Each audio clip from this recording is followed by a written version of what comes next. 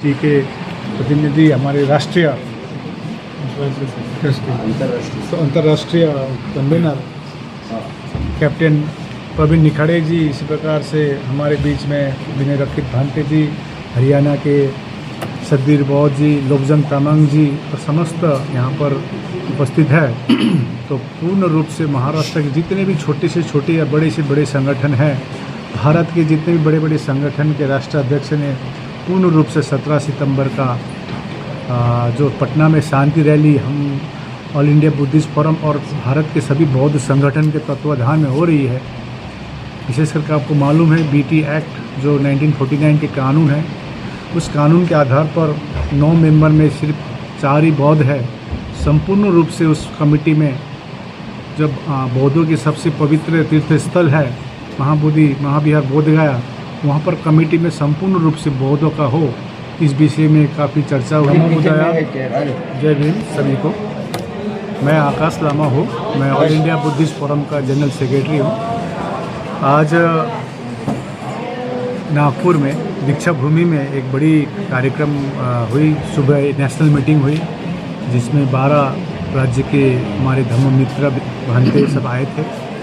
काफ़ी चर्चा हुई है और हमने डिसीजन ली है, कई डिसीजन है जिसको हम अभी सार्वजनिक नहीं करेंगे। तो विशेष करके 17 सितंबर में पटना में जो शांति रैली है 5 लाख बौद्धों की, इस विषय के लेकर काफ़ी चर्चा हुई, एक निर्णय ली गई। तो काफ़ी मात्रा में आज सेकेंड सेशन में डॉक्टर अंबेडकर भवन में एक बड़ी सभा के पश्चात प्रेस कॉन्फ्रेंस कर रहे हैं। तो 17 सितंबर में महाराष्ट्र से काफ़ी मात्रा में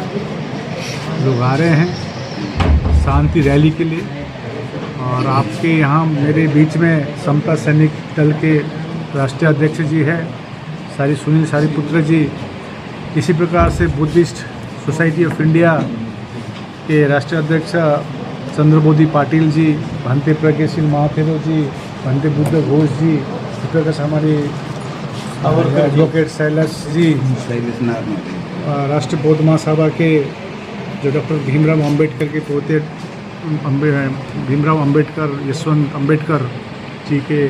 प्रतिनिधि हमारे राष्ट्रीय अंतर्राष्ट्रीय कन्वीनर कैप्टन प्रवीण निखाड़े जी, इसी प्रकार से हमारे बीच में विनय रक्षित भांटे जी, हरियाणा के सदबीर बौद्ध जी, लोकजंग तामांग जी और समस्त यहाँ पर उपस्थित है। तो पूर्ण रूप से महाराष्ट्र के जितने भी छोटे से छोटे या बड़े से बड़े संगठन हैं, भारत के जितने भी बड़े बड़े संगठन के राष्ट्राध्यक्ष ने पूर्ण रूप से 17 सितंबर का जो पटना में शांति रैली हम ऑल इंडिया बुद्धिस्ट फोरम और भारत के सभी बौद्ध संगठन के तत्वाधान में हो रही है। विशेष करके आपको मालूम है बीटी एक्ट जो 1949 के कानून है, उस कानून के आधार पर 9 मेंबर में सिर्फ 4 ही बौद्ध है। संपूर्ण रूप से उस कमेटी में जब बौद्धों की सबसे पवित्र तीर्थ स्थल है महाविहार बोधगया, वहाँ पर कमेटी में संपूर्ण रूप से बौद्धों का हो, इस विषय में काफ़ी चर्चा हुई। और 17 सितंबर में 5 लाख बौद्ध जो हम लोग आ रहे हैं महाराष्ट्र काफ़ी सहभागी होंगे। तो मैं अनुरोध करता हूँ पहले समता सैनिक दल के अध्यक्ष केंद्रीय संगठनक मार्शल सुनील सारीपुत्र जी अपने बात रखें। धन्यवाद। सभी को जय भीम। आज नागपुर में नेशनल मीटिंग हुआ सुबह 10 बजे से 3 बजे तक का, और डॉक्टर अंबेडकर सभागृह में अभी तक एक जाहिर सभा का आयोजन किया गया था जिसमें हज़ारों लोगों के तादाद में लोग इकट्ठा हुए थे। और समता सैनिक दल ये समझता है कि महाबोधि महाविहार आंदोलन जो है, जो अनागारिक धम्मपाल जी ने चलाया था और उसके बाद महंत आनंद सुरेश ससाई जी ने जो चलाया, और बीच में थोड़ा सा जो गैप आ गया था, उसके बाद नए सिरे से आकाश लामा जी जो है इनके नेतृत्व में महाबोधि महाविहार मुक्ति आंदोलन का एक आंदोलन निकल पड़ा है। और देश के कोने कोने से आज नागपुर में प्रतिनिधि आए थे और सब ने एक साथ महाबोधि महाविहार के आंदोलन के तहत पटना के गांधी मैदान के ऊपर 17 सितंबर को 5 लाख बौद्धों का जो शांति रैली रखा गया है उसमें सम्मिलित होने के लिए हामी भरी है। और मैं गुजारिश करता हूँ देश के तमाम अम्बेडकरवादी बौद्धों से और जो संविधान को मानते हैं ऐसे सभी लोगों से गुजारिश करता हूँ कि इस आंदोलन को आप ताकत दें, तन मन धन से इसमें सम्मिलित हो और आपके सम्मिलित होने से ही महाबोधि महाविहार मुक्ति के द्वार खुलेंगे। मैं आपसे विनती करता हूँ फिर से कि आप उस मार्च में शांति रैली में सम्मिलित हो। जय भीम। मैं Chandrabodhi Patil, trustee chairman the Buddhist society of India. ये जो ऑल इंडिया बुद्धिस्ट फेडरेशन इसके तत्वाधान में फोरम में इसके तत्वाधान में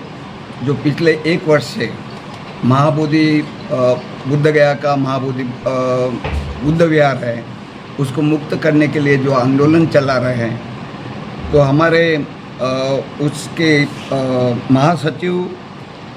हमारे माननीय आकाश लामा जी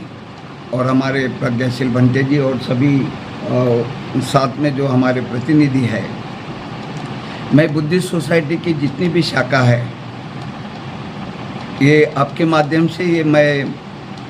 आह्वान करता हूँ, या एक तरह से कहिए कि मैं निर्देश दे रहा हूँ कि आप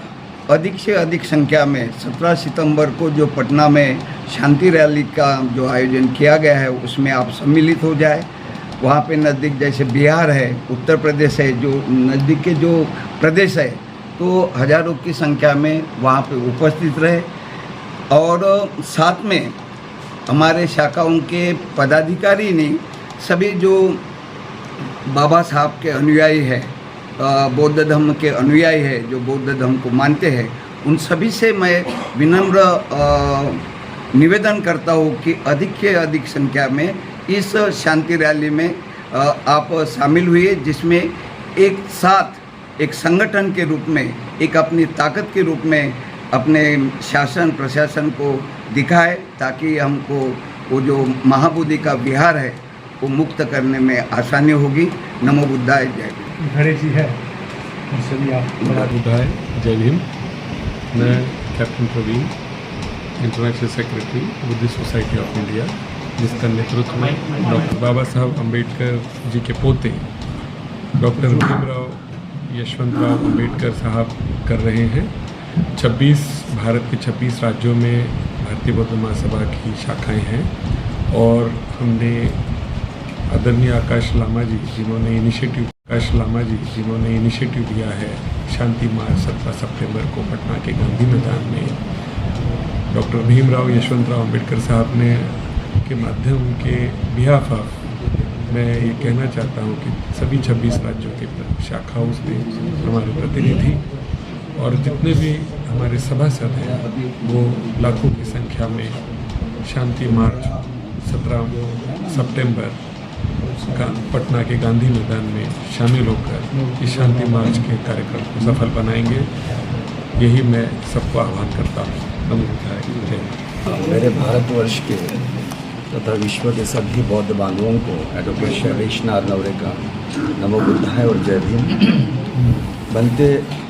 आर्य नागार्जुन सुरेश देसाई जी ने मुझे सुप्रीम कोर्ट की केस में रिसेंटली एंगेज किया है ताकि कॉन्स्टिट्यूशनल और लीगल बैटल जो है हम जीत पाए। एक्चुअली सभी जो है टीम वर्क की तरह काम करते हैं, जैसे क्रिकेट में सभी जो है टीम वर्क की तरह काम करते हुए जीतते हैं। तो मुझे जो है यहाँ ये सभी से निवेदन और एक रिक्वेस्ट करने की जो है इच्छा हो रही है कि सभी लेवल के लोग, सभी ऑर्गेनाइजेशन के लोग, सभी जो संगठनाएं हैं, इंटेलेक्चुअल्स है, लीडर्स है, पॉलिटिशियंस है, जो भी जो है जो भगवान बुद्ध के प्रति श्रद्धा रखते हैं, नमन करते हैं, बाबा साहब के प्रति श्रद्धा रखते हैं, तो वो इस आंदोलन में पूरी तरह से 100% जो है सहयोगी हो, क्योंकि ये सही समय है कि अगर जो है ये आंदोलन को हम लेकर गए नहीं सक्सेस की तरफ, तो ये हमेशा हमेशा के लिए बुझ जाएगा। और इस बार अगर ये बुझ गया